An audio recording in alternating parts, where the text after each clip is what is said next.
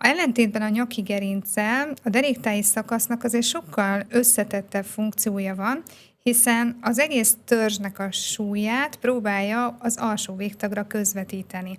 Ilyen szempontból egyfajta forgáspont vagy forgástenge is így a medence körüli régiónk, a derekunk. Amikor ezt érzi a páciens, hogy beállt a dereka, hát annak már valószínűleg voltak előzményei, és lehet, hogy addig figyelmen kívül hagyta, vagy picit elhanyagolta ezt, és most már tényleg szól a test, hogy na, ez így nem lesz jó. Mivel ez általában váratlanul ér bennünket, és ezért erre nem tudunk felkészülni, nem tudunk előre időpontot egyeztetni egy terapeutához, hogy ha majd beáll a derekam, akkor legyen hely, és el tudjak menni. Ezért mindenképp tehát egyrészt az lesz a legfontosabb, hogy otthon is próbáljunk segíteni egy kicsit magunkon. Hogy mennyi ideig nevezhető normálisnak? Hát itt is azt gondolom, hogy az aranyszabály az ilyen 2-3 nap. Hogyha 2-3 nap alatt nem csökkentek a tünetek, akkor minél hamarabb szakemberhez kell fordulni. Mind ahogy a testünk jelez, hogy jön a fájdalom, ugyanilyen képessége megvan arra, hogy megmutassa nekünk azt az irányt is, hogy melyik az, ami jól eső. És igen, ezek automatikus, ilyen reflexzerűen jönnek. Mozgásszervi problémák, gerincbetegségek, mi áll a háttérben, okok és terápiák, derékfájdalom, kattogás, gyulladás, sportkorongsérv. El lehet kerülni? Mit tehetünk, ha már kialakult? A Segítség Mozgásklinika Podcast. A szakértő Szent Iványi Rita. Sziasztok! A Mozgásklinika Podcastet látjátok, halljátok. Szent Iványi Rita, manuálterapeuta, gyógytornász, a Mozgásklinika alapítója, tulajdonosa, vele beszélgetünk. Ugye előző adásunkban elindítottuk a hétköznapi nyügeink sorozatot, akkor a beállt nyakról beszélgettünk, és ma a derék becsípődésről fogunk beszélgetni. Ezt fogjuk körbejárni, hogy mi is történik ilyenkor pontosan a testben, valamint milyen otthoni praktikák vannak, amit ha lehet, akkor jobb, hogyha mellőzünk, valamint mi az, amit tenni lehet annak érdekében, hogy jobban érezzük magunkat. Úgyhogy induljunk is rögtön onnan, kérlek, Rita, hogy mi az, ami ilyenkor, amikor becsípődik a derekunk, vagy beáll a derekunk, ugye ezt is szoktuk mondani, ilyenkor mi történik pontosan a testben? Ez nagyon érdekes, mondhatjuk azt is, hogy amikor a tested szól, tulajdonképpen ez egy figyelemfelkeltő tünet a szervezetünk részéről, hogy a deréktáji szakaszon valami nincs rendben. Ellentétben a nyaki gerinccel a deréktáji szakasznak azért sokkal összetettebb funkciója van, hiszen az egész törzsnek a súlyát próbálja az alsó végtagra közvetíteni.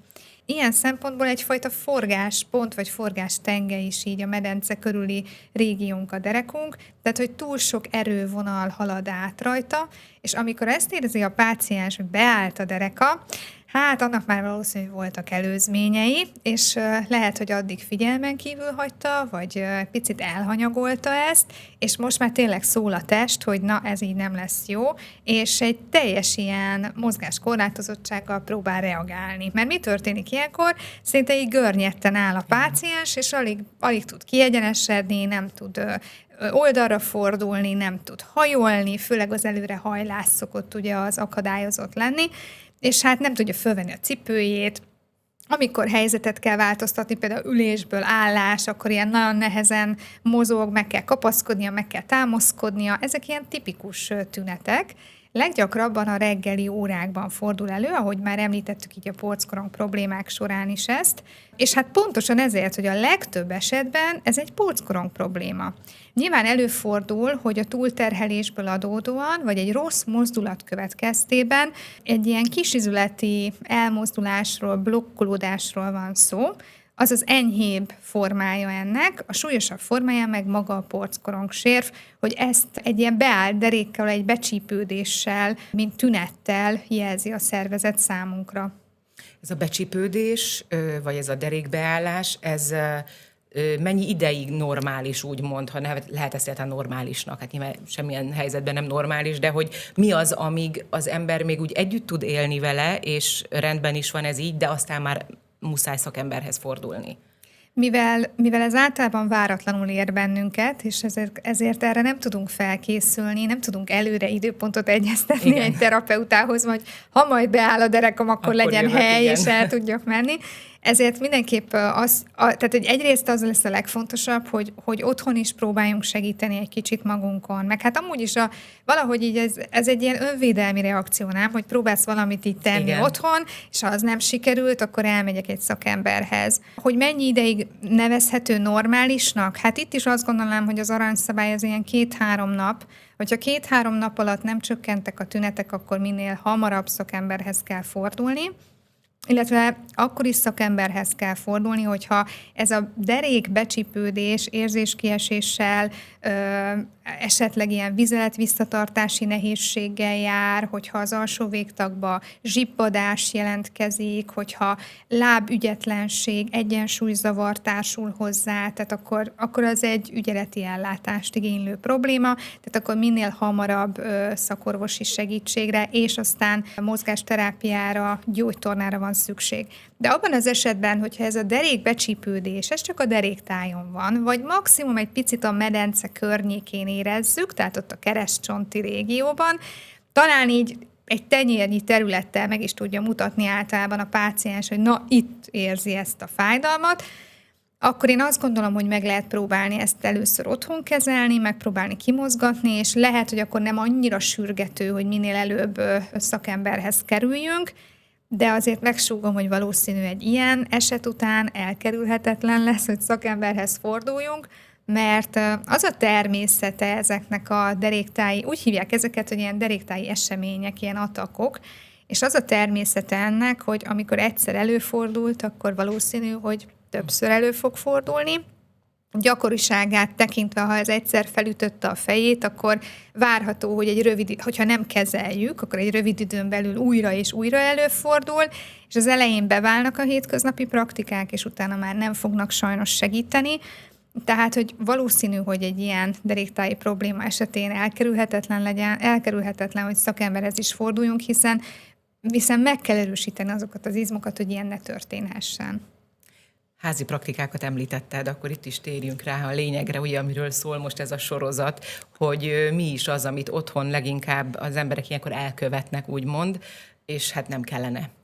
Hát mi szokott történni? Reggel felkelnek, kikelnek az ágyból, és akkor azt gondolják, hogy hát most így nem tudok mozogni, jó, hát akkor lehet, hogy ma nem is fogok tudni rendesen mozogni, egész nap fekszem, és akkor hát, ha kipihenem ezt. Ugyanis azért csak találnak fekvő helyzetben egy olyan pozíciót, amivel enyhítik a fájdalmat. Ez előfordul, hogy egy olyan póz, amihez akár párnákat használnak, tehát tényleg ilyen nagyon fura testhelyzeteket fel tudnak venni ilyenkor a páciensek, csak hogy tehermentesítsék teljesen ezt a területet, és mozdulatlanul feküdjenek. De hát azért csak fel kell kelnünk, tehát hogy ennünk kell, innunk kell, mosdóba kell mennünk, meg hát azért nem feküdhetünk napokig, tehát hogy amikor viszont felkelünk, akkor nagyon éles nyilaló érzést érzünk.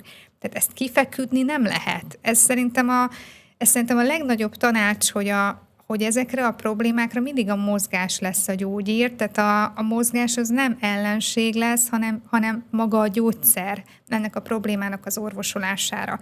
Úgyhogy meg kell próbálni átmozgatni magunkat. Hát ez hogy történhet? A legjobb nyilván a kemény felület, de itt azért elég engedékenyek szoktunk lenni, mert ez mivel a reggeli órákban történik, a reggel még az ágyban vagyunk, és feltételezhetően az egy normális ágy, ahol elférünk, tehát nem egy kanapé. És az ágyban felkelés előtt egy picit, ha előnyújtózunk, ha megpróbálunk, akár csak annyi, hogy megemeljük magasba a két karunkat, veszünk egy mély levegőt, és amikor kifújjuk a levegőt, megpróbáljuk az egész hasfalat ellazítani. Ugye nagyon jó lenne ez a rekesz légzés, mert azzal csökkentjük ugye a hasüregi nyomást, de hogyha nem is sikerül ezt a rekesz légzést alkalmazni, akkor csak egyszerűen arra figyeljünk, hogy tényleg a kilégzés, ez egy ilyen ellazult állapotot hozzon, a belégzés meg egy nyújtózást eredményezzen, már azt gondolom, hogy egy ilyen 8-10 mély belégzés karmozgással együtt egy picit átmozgatja a gerincet, hiszen maga a légző munka, tehát maga a légző mozgás, az már egy finom gerincmozgással jár együtt. Aztán megpróbálhatjuk óvatosan billenteni a medencénket. Ezt úgy kell elképzelni, hogyha háton fekvő helyzetben vagyunk az ágyban, akkor hasznos lehet, hogyha felhúzzuk mind a két lábunkat talpra.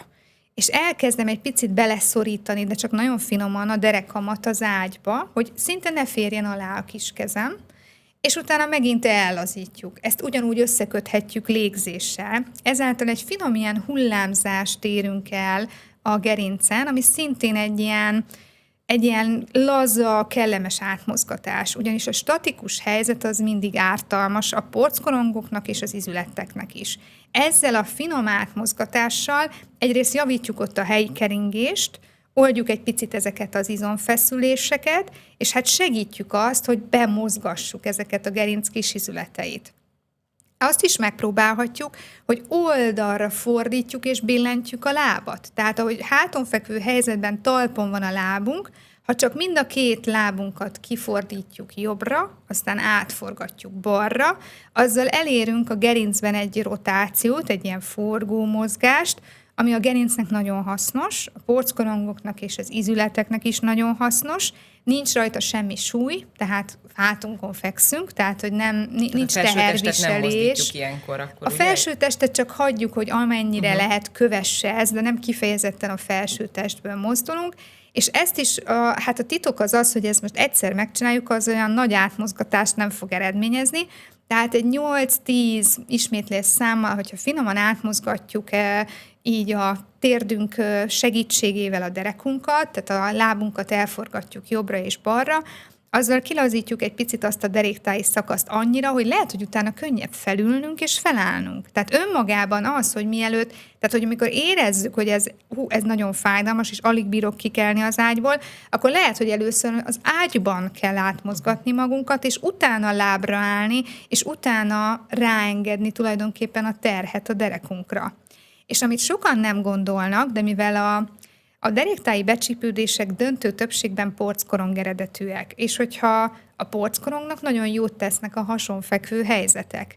Tehát meg lehet próbálni esetleg egy kicsit hasra fordulni, akár hasra fordulva felkönyökölni, mint egy ilyen strandon, egy ilyen napozós pozícióban, és hogyha ebben a felkönyöklő helyzetben egy picit megfigyelem magam, hogy ez oldja a fájdalmamat, vagy fokozza a fájdalmamat. Nyilvánvalóan, hogyha fokozza, akkor nem ez lesz az az irány, amiben próbálkozni fogok, akkor lehet, hogy maradok ezeknél a ringatásoknál. Viszont ha oldja a fájdalmamat, akkor ez lesz a megoldás, hogy megpróbálok naponta többször hasra fordulni, és felkönyökölni. Ez nagyon fontos, hogy ez egy ilyen empirikus folyamat, tehát hogy ki kell tapasztalni, hogy mik azok a mozdulatok, amik jól esnek, azokat nyilván érdemes ismételni, teljesen észszerűen, és azok a mozdulatok, amik fájdalmat fokoznak, azokat pedig természetesen kerülni kell. De valamilyen mozdulatot, valamilyen irányt muszáj lesz választanunk. Olyan érdekes, hogy most, ahogy ezeket így mondtad, arra gondoltam, hogy valójában ezeket ösztönösen tudja a testünk. Tehát, hogy tudjuk, hogy mi az a mozgás, ami jó nekünk, mert amit most említettél, hogy háton fekve és egy picit a derekunkat belenyomni, vagy lefele nyomni, hogy ez például nekem is, hogyha volt ilyen fájdalmam, akkor ezt csináltam, de nem azért, mert tudtam, hanem egyszer ez esett jól. Hogy olyan érdekes, hogy tudjuk, és mégsem alkalmazzuk. Mind ahogy a testünk jelez, hogy jön a fájdalom, ugyanilyen képessége megvan arra, hogy megmutassa nekünk azt az irányt is, hogy melyik az, ami jól eső. És igen, ezek automatikus, ilyen reflexzerűen jönnek. Itt az szokott a probléma lenni, hogy tudatosan a páciens fél, és mármint, hogy nem tudatosan fél, hanem hogy tulajdonképpen, ahogy a félelme nagyobb annál, mint hogy hallgasson ezekre a megérzéseknek, és azt gondolja, ha ő ezt mozgatja, akkor árt magának. És ez szerintem egy nagy tévhit, amiről nem tehetnek a betegek, de ez jó, ha tudják, hogy nem fog ártalmas lenni egy mozgás. Az a fajta mozgás, ami egy ilyen tehermentesített helyzetben egyfajta ilyen, mint egy macska, ahogy nyújtózkodik, ezek nem ártalmasak. Mi lenne az ártalmas, ha utána kimennénk, nem tudom, kertészkedni, vagy hozzálátnánk a nagy takarításhoz, vagy beülünk az irodába, és 12 órán keresztül nem mozdulunk a monitor elől. Na, az ártalmas. De az, hogy reggel átmozgatom magam, és tényleg amennyire lehet feszítem azokat a határokat, amik még elviselhető fájdalommal, vagy maximum csak feszülésérzéssel járnak, az nagyon hasznos, és ez tulajdonképpen a megoldás. Fájdalomcsillapítókkal ilyen esetben mi a helyzet? Lehet bevenni, kell bevenni, tanácsos vagy inkább nem? Nincs olyan, hogy kell, de sok esetben javasolt. A fájdalom az nagyon gyötrő a páciens számára. Tehát az nem várható el, hogy fájdalommal mozogjon valaki. Én azt gondolom, hogy könnyebb bemozgatni úgy ezt a deréktáji szakaszt, hogy egy kicsit tompítja a fájdalom érzetet egy gyógyszer. Nem a gyógyszer lesz megoldás. Viszont az elején lehet, hogy segít, főleg egy ilyen rosszul átaludt éjszaka után. Azért általában a deréktáji fájdalmak esetén az éjszaka is kellemetlen, hiszen pont ez a statikus helyzet, ahogy alszunk, hát nem esik jól ezeknek a deréktáji izmoknak sem, meg a csigolyák izületeinek sem. És lehet, hogy a pihentető alvás pont egy fájdalomcsillapítóval biztosított. Úgyhogy én éjszakára mindenképp javaslom. Abszolút én is amellett vagyok, hogy pedig én nem vagyok egy gyógyszerpárti, de hogy amellett vagyok, hogy természetesen vegyen be főleg azokat a fájdalomcsillapítókat, amiknek van egy kis gyulladáscsökkentő hatása is. Ezek abszolút használhatók, és szerintem segítenek a páciensnek. Ilyenkor az nem merülhet fel esetleg, mint problémaként, hogy tegyük fel, beveszi a fájdalomcsillapítót, úgy érzi, hogy teljesen jól vagyok, és mondjuk éppen olyan mozgást végez, mondjuk elkezd takarítani, ablakot pucolni, stb., ami viszont árthat, és később rosszabb lesz. Hát igen, ha mi így ébredtünk, hogy beállt a derekunk, és beveszünk egy fájdalomcsillapítót, hát akkor azért öngól az, hogyha utána a fájdalomcsillapító, pont ezért nem szeretik ugye ezek a mozgásterápiás szakemberek, hogy fájdalomcsillapítót vegyen be a beteg, mert hogy akkor nem érzi ezeket a határokat. De nem ördögtől való szedni a fájdalomcsillapítót, csak arra kell sőt, hát néha elviselhetetlen a fájdalom, tehát be is kell venni. Viszont arra kell figyelni, hogy oké, hogy elnyomtuk a tüneteket, de az ok az ott maradt. És az okot nem szüntettük meg, tehát mondjuk a fokozott terhelés, a nagy takarítás, a hajolgatás, vagy akár tényleg a fizikai munka, vagy akár egy edzés, mert van, hogy fiatalokról van szó, és érzi, hogy beállt a dereka, de azért lemegy az edzőterembe. Nem, tehát aznap valószínűleg ki kell hagyni ezeket a típusú megterheléseket, mert az viszont túl sok lenne. Tehát észszerű mozgásra van szükség, nem pedig túlterhelésre, és nyilván utána fokozatosan kell felépíteni azt az izomzatot. Hogyha egy beállt derékról beszélünk, és elkezdjük kilazítani ezeket a területeket, és csökken a fájdalom, akkor remélhetjük, hogy megúsztuk ennyivel. Szerintem komfortos lesz utána a páciens számára, de nem biztos, hogy terhelhetővé válik ettől a dereka. Arra már kell a terápia, a gyógytorna és a manuálterápia, hogy meglegyen a derékban az a terhelhetőség, hogy igenis ne legyek rosszul egy 5 órás repülőúttól, ne legyen nehézségem akkor, hogyha nagy takarítást kell végeznem, vagy hogyha kertészkedni szeretnék, vagy mondjuk, nem tudom, kispályás focira készülök a haverokkal. Tehát, hogy az nagyon fontos, hogy a terhelhetősége nem fog javulni. Ha újra intenzívebb testedzést végzünk, vagy testmozgást végzünk, ha újra 10 akárhány órát ülünk monitor előtt, de nem kell 10 akárhány órát ülni, már a 8 óra is iszonyat megterhelés. Sőt, hát egy színházi előadás is megterhelő tud lenni ezekben a kis szűk székekben. Szóval én azt gondolom, hogy egy pár órás ülés is tud problémás lenni, hogyha nem tudunk közben picit mozogni, vagy nem tudunk fölállni, egy picit járkálni. Szóval az nagyon hasznos, hogyha ebben segítjük a deréktáji szakaszon lévő izmokat, hogy segítjük visszaerősíteni őket, és akkor utána ez akkor tényleg nem fordul elő többet. Mik voltak azok hát most azért viccesnek nem nevezném, de nem is tudom, formabontóbb otthoni praktikák, amikkel itt találkoztál eddig, amit otthon elkövettek a páciensek ilyen esetben, hogyha becsípődött a dereka? Hát amivel mindenki próbálkozik, ez a lógni valahonnan. Tehát, hogy bármibe belekapaszkodnak, és próbálnak ez egy picit lógni, hogy úgy érezzék, hogy akkor jól leveszik a terhet, és akkor addig, amíg lógnak, milyen kellemes. Hát ezt nem javaslom. Tehát, hogy itt is ugyanaz a nyaknál is pont ugyanezeket említettük, hogy ezek a húzások, ezek sokkal veszélyesebbek annál, mint hogy így ettől várhatnánk a megoldást. Van az a mértékű finom tehermentesítés és manuálterápiás technika, amikor elérünk egy pici ízületi távolítást, de azért ezeket a típusú lógásokat nem javaslom. A másik, hogy vannak olyan természetgyógyászatból, vagy ilyen holisztikus régi gyógymódokból vett szemléletek, hogy például ilyen káposztapakolás, meg ilyen egyéb ilyen nem tudom, ilyen dunsztoleó jellegű ilyen pakolásokat raktak a derekukra, volt ilyen páciensünk. amin nagyon meglepődtem, hogy mikor elmesélte, hogy ezt megpróbálta, és hát nem sikerült csökkenteni a fájdalmat. Na hát ezek a pakolások megint csak nem fognak segíteni. Tehát, hogy az, hogy egy picit kimasszírozzuk azt a területet, az lehet, hogy segíthet. De ezek is nagyon mélyen fekvő izmok, tehát nem a bőr rétegeiben van ez az elváltozás, hanem egészen a mézmokban, vagy netán a porckorongban. Tehát nincs az a krém, ami addig felszívódik, bár egy kellemes meleg vagy hűsítő érzést érezhetünk a krém hatására, de a pakolásoknak szerintem semmi értelme nincsen. És a másik, hogy nem mernek mozogni, tehát hogy fekszenek ilyen teljesen merev helyzetben. Sőt, volt olyan páciens, aki valamilyen merevítőt applikált így a derekára, ilyen körbekötözte, és egy ilyen, hát hasonló lehetett, mint egy ilyen bandázs. Na most hát hosszú távon, de rövid távon sem, tehát hogy egyébként vannak bandázsok, amik lehet, hogy segítenek átmenetileg tehermentesíteni azt a szakaszt, hogyha muszáj munkát végeznünk, muszáj elmenni a gyerekért, muszáj autóba ülnünk, tehát hogy vannak viszmajor helyzetek, amikor segíthetnek ezek a rögzítők, de önmagában nem ez fogja megoldani. Én azt javaslom, hogy például sokan nem is gondolják, de hogyha járkálnak a lakásban, tehát hogy ezek a sétálgatások otthon sokkal, de sokkal hasznosabbak, mint például a fekvés, vagy az ülés a kanapén. Az a legrosszabb, az ilyen fotelben ülős pozíció. Tehát vagy egy ilyen nagyon derékszögben lévő székben kellene ülni, ahol van lehetőség arra, hogy egyenesen tartsam magam.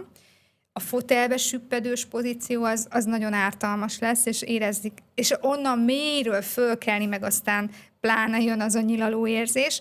A járkálás az nagyon jó, vagy pedig akkor a háton fekvés az átmenetileg jó lehet, de hosszú távon nem az a cél, hogy megint csak egy statikus helyzetet vegyünk föl, hanem az a cél, hogy bemozgassuk ezt a területet.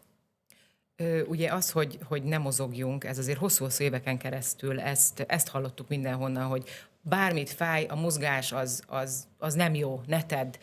Nyilván ez valószínű itt a megerőltető mozgásra gondoltak, csak ugye az alternatívát nem mondták el, hogy pici, apró mozgások azok segíthetnek. Talán innen adódik a probléma. Igen, sőt, vannak olyan jó kis, akár a jogából, akár egy általános ilyen nyújtó gyakorlatból vett ötletek, hogy ha a lábunkat nyújtjuk, akkor sokszor egy picit lazul a derekunk is. Vannak olyan csípőmozgások, meg ilyen egyszerű kis csípőkörzések, amiket régen tanultunk, tudod, tesi órán ilyen bemelegítéseket, hogy így akkor ilyen csípőkörzést csinálunk. Például ezek az apróságok nagyon sokat tudnak segíteni, és hát amit mindig mondok, a helyes testtartás. Hogyha van egy tartás a törzsben, tehát hogyha figyelek arra, hogy helyesen tartsam magam, akkor van az izmaimban egy ilyen előfeszítés, és ez az előfeszítés ez sokszor segít, hogy azokat az izmokat bekapcsoljam, amik tudnak nekem segíteni. Megfeszítsem a farizmomat például. Ezek is apróságok, de lehet, hogyha végigfeszítem a farizmomat, vagy amikor változtatni szeretnék testhelyzetet, és érzem, hogy benyilal a derekam, úgy kell változtatni testhelyzetet, hogy megfeszítem a farizmomat, összeszorítom, és utána próbálok mondjuk felállni, vagy utána próbálok magasabbra lépni, hogyha mondjuk lépcsőznöm kell, vagy ilyesmi. Tehát, hogy a farizom is nagyon sokat tud segíteni, a hasizom is nagyon tud segíteni, főleg ezek a mélyizmok. Úgyhogy én azt gondolom, hogy ezekre amúgy figyelni kell. Csípőmozgást említetted, eszembe jutott, hogy a tánc például az jótékony lehet? Nyilván nem egy ilyen akut dolog esetében. Hát vannak azért biztos olyan mozdulatok, de szerintem nem kell ennyire ilyen... Ugye a táncnak is az, hogy van egy koreográfiája. Lehet, hogy az nem jó, de hogy tudjuk, hogy milyenek ezek a ringató mozgások. Tehát mondjuk ilyen szempontból lehet, hogy nem ártalmas az, hogyha ilyen lassú, fokozatos ringatásban gondolkodunk. Nem kifejezetten tánc, hiszen az ugrálások, hogyha túl nagyot kell lépni, hogyha nagyon be kell hajlítani a térdet, vagy akár be kell görnyedni, tehát, hogy azok nyilvánvalóan nem tesznek jót, és mondjuk egy olyan táncnál, mint például egy keringő, vagy valami, túl mereven kell tartani magunkat, tehát, hogy azok általában nem segítenek ebben az akut állapotban.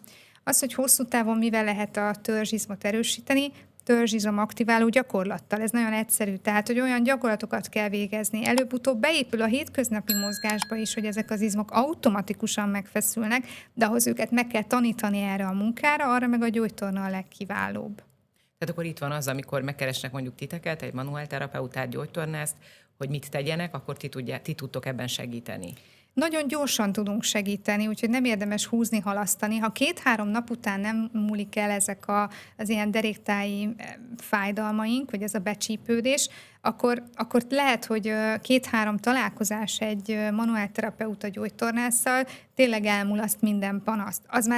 Az már egy következő kérdés, hogyha ez amiatt alakult ki, mert nagyon gyengék a törzsizmaink, mert már régóta nem figyelünk a testtartásunkra, mert már régóta túlsúlyban van az ülő életmód, az ülőmunka, és nincsen a hétköznapokba beépített átmozgató, vagy valami egészségmegőrző testmozgás. Tehát, hogyha ez amiatt alakult ki, akkor nyilván érdemes azon is gondolkodni, hogy akkor ez megint csak egy jelzés volt, a testünknek egy komoly jelzése, hogy érdemes figyelni magunkra. Mi az, amit még úgymond el szoktak követni a páciensek, és semmiképpen nem kellene, vagy nem szabadna? Akár itt beszélhetünk olyan szakemberekről, akit mondjuk megkeresnek. Talán a leggyakoribb a csontkovács, tehát azt remélik a páciensek, hogy mivel ez becsípődött, hogyha valaki kiropogtatja, akkor egyből jó lesz. És ebben az esetben ez nagyon nehezen lehet így elfogadtatni a páciensekkel, hogy lehet, hogy ő úgy érzi, hogy ez egy annyira mély, feszülő érzés, hogyha kiroppantjuk, akkor elmúlnak ezek a panaszok, de ez nagyon sok esetben egy téves érzet. Mert ez egyáltalán kiroppantható, vagy nem? Tehát a probléma nem az, amit egy csontkovács tud mondjuk, amin tud segíteni, nem? Nem mondhatom azt, hogy egyetlen olyan gerinc probléma, vagy becsípődés sincs, ami ezzel az izületi manipulációval oldható. Mert van olyan, csak döntő többségben ezek nem azok. És annyira védekezik az izom, és annyira görcsben van az izom, hogy nem hiába védi az izom ezt a területet, tehát, hogy ilyenkor nem a hirtelen mozgatás, hanem az óvatos mobilizáció a cél. De azt teljesen nem mondhatom, hogy, mert mi is gyógytornász manuálterapeutaként is előfordul, hogy egy picit olyan technikát alkalmazunk, ami inkább ilyen kiroppantás jellegű, de hát azt egy alapos vizsgálat előzi meg, ott nagyon figyelünk arra, hogy kizárjunk minden egyéb izületi és izomstruktúrát ebből a problémából, hogy biztosak legyünk benne, hogy csak azzal az egy izületi felszínnel van probléma. Tehát én ezt abszolút nagyon komoly szakemberre bíznám. Én egyáltalán nem hagynám a derekamat így ropogtatni olyan szakembernek, aki nem egészségügyi szakember. Már pedig a csontkovács az nem igazán egészségügyi szakember. Az egyik ilyen akkor a csontkovács, a másik pedig, ami még eszembe jut, hogy a masszőr. Mert ugye az is segíthet igazából, legalábbis úgy érezzük adott pillanatig, hogy milyen jól esik a masszázs maga, de hogy ez használ-e, ezt ilyenkor alkalmazható-e? Nagyon sok típusú masszázs van, és nem minden masszázs alkalmas erre, hogy oldjuk ezeket a fájdalmakat. Azért, mert talán a gyógymasszázsnak vannak olyan technikái, egy része, ami segíthet ilyenkor. De az, hogy egy általános masszázsra elmenjünk, és ezeket az izmokat túl erősen nyomkodjuk, vagy azt gondoljuk, hogy ha jó sokáig, jó mélyen nyomkodják, akkor majd oldódnak ezek a görcsök, ez megint csak egy téves elképzelés. Önmagában a masszázs az jó leső. Meg lehet kérni egy családtagot is, hogy egy picit masszírozza át, vagy akár el lehet menni egy gyógymasszázsra, és megpróbálni azt átmasszíroztatni egy picit, de semmiképp nem a masszástól kell az eredményt várni. Tehát az arra lesz jó, hogyha egy kicsit átmasszírozzuk. Nekem is volt már, hogy beállt a derekam, és én is masszíroztam már magamnak is, meg kértem meg a családtagokat is, hogy egy kicsit masszírozzák meg, az nagyon jó leső tud lenni, de hogyha ezt túl erőltetve, túl dozírozva, túl sok ideig masszírozzuk, ha 1 órán keresztül azt a deréktáji szakaszt nyomkodjuk, utána nagyon instabilá válik, és általában utána sokkal jobban fáj. Tehát nagyon ritka az, amikor ki lehet masszírozni ezt a problémát, hiszen nem arról van szó legtöbb esetben, hogy ez csak egy izomfeszülés lenne. Tehát akkor összegezve egy ilyen derékbecsípődésnél, akkor legfőképpen ugyanígy a manuál terápiát érdemes alkalmazni, gyógytornászt érdemes felkeresni, nem a káposztapakolás, nem a masszázs az, ami segíteni fog. Igen, azt javaslom, hogyha ilyen becsípődött érzésünk van, akkor próbáljunk otthon az említett módokon egyfajta finom átmozgatást végezni magunkon. Nézzük meg, hogy melyik az a mozdulat, ami jó érzés, amivel csökkennek a tünetek. Nyugodtan megpróbálhatunk hasonfordulni, és hasonfekve egy picit felkönyökölni. Az nagyon-nagyon sok esetben segít. Figyeljünk arra, hogy többször inkább mozogjunk, tehát maradjunk mozgásban, ne feküdjünk egész nap. Nyilván van, hogy picit meg kell pihentetni, de figyeljünk arra, hogy inkább sétáljunk, óvatos, mobilizáló tornagyakorlatokat végezhetünk, megmasszírozhatjuk magunknak, bekenhetjük valami krémmel, de nem maga a krém hatóanyaga lesz az valószínű, ami segíti és oldja a fájdalmat, hanem inkább azok a masszázsmozdulatok. Lehet óvatosan masszírozni, de semmiképp nem ajánlom azt, hogy egy intenzív masszázsra menjünk el, a lógásokat, meg ilyen denevérpadot, meg ilyen nyújtásokat egyáltalán nem javaslunk, és a csontkovács pedig abszolút nem alkalmas ezeknek a problémáknak a gyógyítására, és sokszor veszélyes is, hogyha ilyen terapeutához fordulunk. Bízom benne, hogy ma is és ezzel a résszel is tudtunk segíteni a nézőinknek, hallgatóinknak. Legközelebb is folytatjuk a hétköznapi nyügeinkkel, és a lábdagadás, lábfájdalom lesz a téma, amiről majd beszélgetünk. Köszönjük szépen, hogy velünk tartottatok, legközelebb is várunk titeket. Hallgassatok minket Spotify-on, Apple Podcast-en, SoundCloud-on, illetve hát természetesen a YouTube csatornánkon, ahol nézhettek, hallhattok is minket, a kis harangikonra kattintva pedig feliratkozhattok, és akkor mindig időben értesültek a legújabb részekről. Sziasztok!